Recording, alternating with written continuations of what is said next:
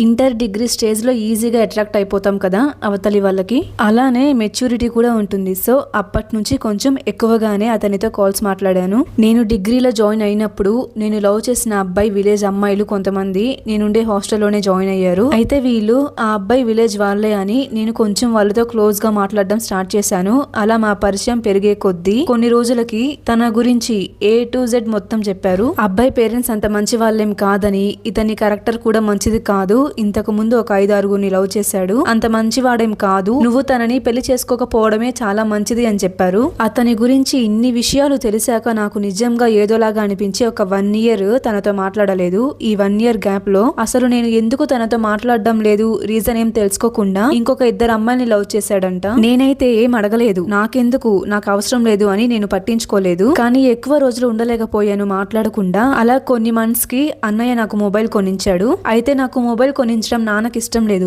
ఎందుకంటే నేను దారి తప్పిపోతానేమో అని, అంటే బ్యాడ్ గా యూజ్ చేస్తానేమో అని కొంచెం భయపడ్డారు. కానీ మా అన్న ఇంటెన్షన్ ఏంటంటే అందరికి మొబైల్స్ ఉన్నాయి ఈ రోజుల్లో, నా చెల్లికి కూడా మొబైల్ ఉండాలి అని తీసిచ్చాడు. ఆ తర్వాత డిగ్రీ కంప్లీట్ అయిపోయింది. నేను మా చెల్లి వెళ్ళి కంప్యూటర్ కోర్స్ లో జాయిన్ అయ్యాము హాస్టల్లో ఉంటూ. అక్కడికి వెళ్ళాక నా చేతిలో మొబైల్ ఉంది అండ్ అక్కడ ఇంట్లో వాళ్ళు ఎవ్వరు ఉండరు కదా, కొంచెం ఫ్రీడమ్ ఉంటుంది కాబట్టి అతనికి కాల్ చేసేదాన్ని. అప్పుడప్పుడు నా దగ్గరకు వచ్చేవాడు.